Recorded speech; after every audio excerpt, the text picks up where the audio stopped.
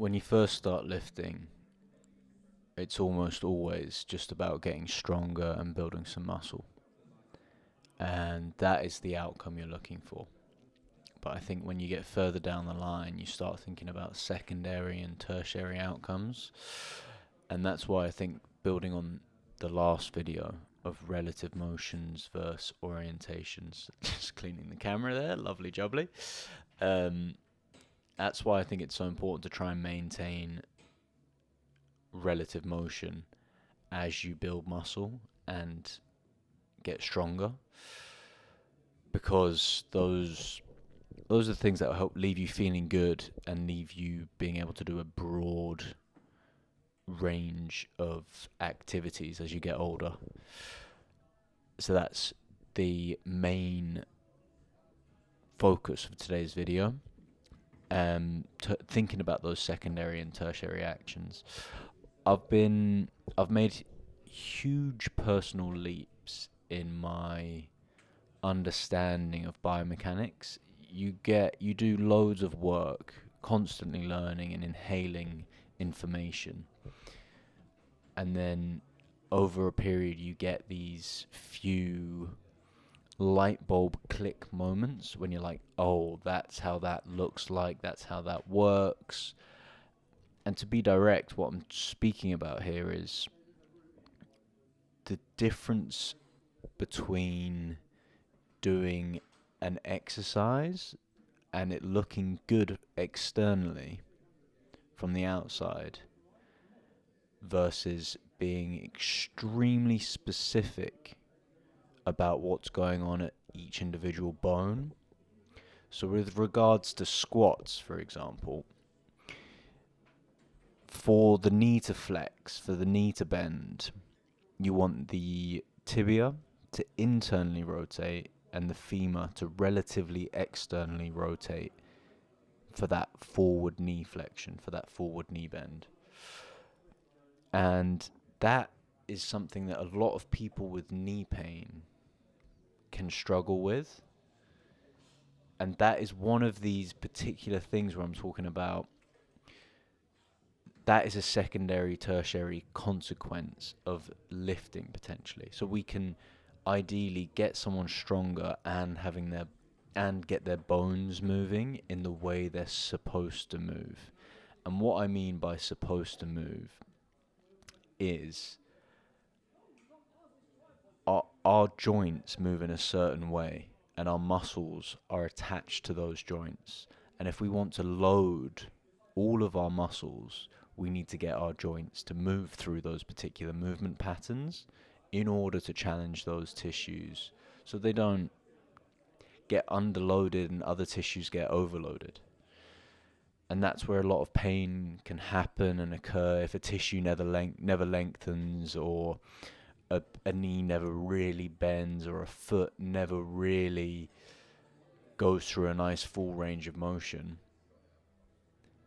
You will load some tissues significantly more than others. And this is why I think as a coach, as a PT, you have to be obsessed with the minutiae of joint positions and bones and watch how they move ever so carefully. And I think this is what David Gray is particularly good at, and how I think he's got such good results across a broad population. And it's something I'm getting my hands on more and more and more. Just being aware of what a foot looks like when it pronates. Being aware of how to recapture movement options if they are lost. And building that from a sensory first experience. People need to sense how it is to move a joint in a particular way, particularly if you haven't done it in a while, and build up to high levels of motor output. Once they've got that feeling of sensation, then they can start to load it and really develop those tissues in a healthy and abundant way. So couple guys I'm working with some knee issues. The pain is at the knee, but as this kind of conversation is leading towards, the issue isn't per se at the knee, that is just where the nail hits the head. But the foot and the hip are probably more likely the things that need to be adjusted in this case in order to help that knee regain that range of motion and movement options that enables the tissues to share the load rather than just a few tissues taking the job on of every single movement. And it's been a great week. It was one of those weeks where you're like, oh, I am on a cliff's edge and I feel like I'm done. I'm not progressing, I'm not developing, I'm frustrated. And you get past that phase and you get these light bulb moments. And it's like, okay, I just need to figure out that tibia needs to internally rotate as the knee bends. And what happens at the foot? Okay, so the foot's going to pronate when that happens.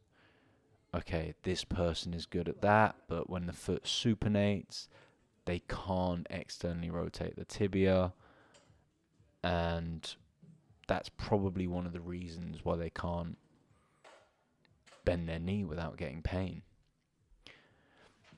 And I just find it fascinating because I don't think this is stuff that you particularly fall into without looking at the position of bones. Like, everyone is biased towards, oh, this tissue needs to get stronger, this tendon needs to get stronger, this muscle needs to get stronger. And to a certain extent that is very true, but in order to load those tissues, in order to load the right tissues, in order to not overload some tissues, you need to get those joints moving in a manner that lengthens and shortens each tissue in order for the body to function fully. I think one of the reasons why I'm able to go out and push running and not have any niggles or anything at the minute, like the body's feeling great, is because I try and maintain my relative motions. And a little thing you can start to think of with this is the exercise selection. So for example, with the heavier you can make a movement, the lower the likelihood that you will maintain full movement options at your joints. For example, if you do a back squat, due to the load positioning on the back side of your body, due to the high levels of internal pressure required to lift at a high level, due to the mechanics of the lift, so how you move, and due to, effectively everyone will go through a lot of lumbar extension, high levels of internal pressure in the axial skeleton, and because of that, potentially will reduce the movement options throughout the body. Whereas if you do a front squat, you'll feel naturally that you can sit lower in a front squat rather than a back squat.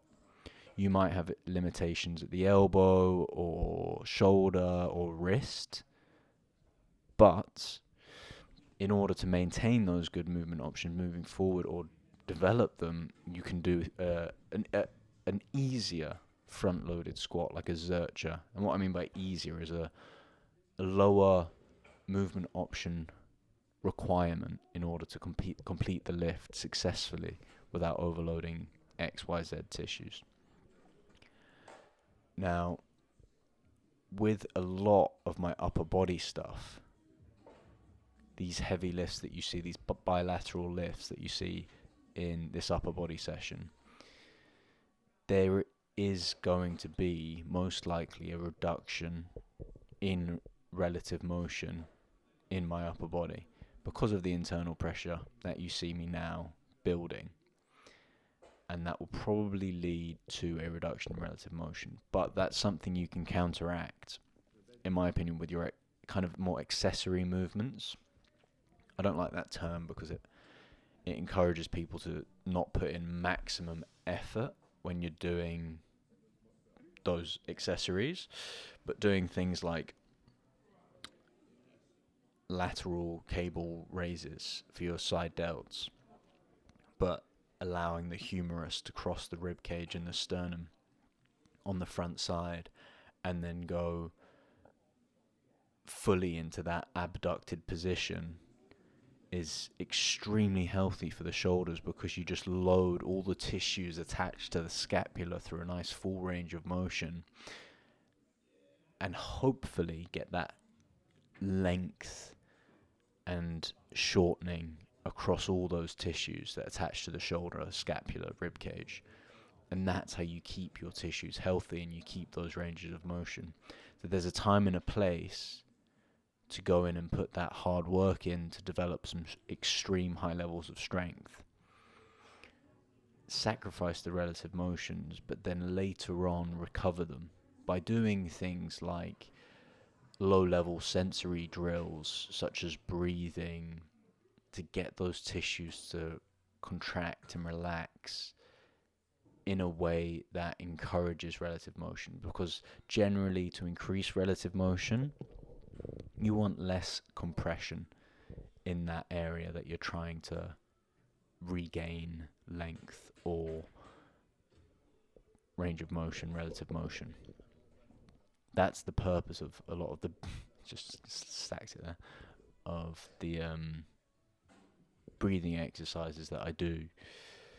It's a great opportunity for people to sense where they are in space and drive some relative motion. So a great way to think about this is, as you start a set, you have more range of motion. As you go further and further and further into a set, your latter reps, the range of motion is reduced, as you can see here. And that's kind of an example of what happens. The more muscle you build, the more pressure you create, you will reduce that range of motion, that relative motion. But you can regain it by doing certain things like, taking those joints through a nice range of motion in a lower tension environment. So a lot of good takeaways for me this week. Battling a bit of a headache. I think all the training's catching up to me, but the sun has been huge for morale. So feeling a bit wee today, but